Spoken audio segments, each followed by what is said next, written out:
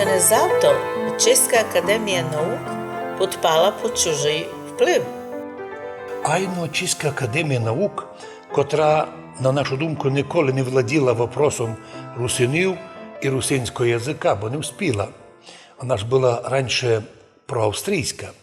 По заказу чеських комуністів і влиятельних людей, в тому числі і, можливо, із окруження Масарика, об'явила русинський язик малоруським, тобто українським. Вони розлічали малоруське, однако акцент був покладений. Так що казки про те, що українські комуністи, галичани самі собі забороняли українську мову у СССР, розраховані на простачків-незнайків. Від учителі української мови були в основному із Західної України, як називали вони, які свідомо чи несвідомо ставали комуністами, партійними. І такими їх партійними русини Закарпаття, Подкарпатської Руси увиділи також повторно вже і після 45-го року.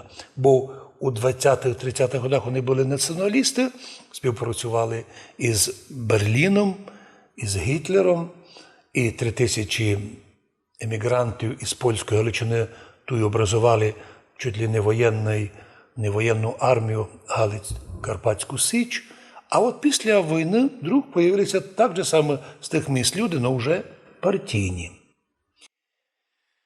І от коли сюди над русинами прийшли вже не просто агітатори з Галичини після війни, а чоботи радянсько-української армії і армії комуністів, то вони зразу почали анексувати Національну Республіку Русинів, Подкарпатська Русь, як самостійну частину Чехословацької Федерації.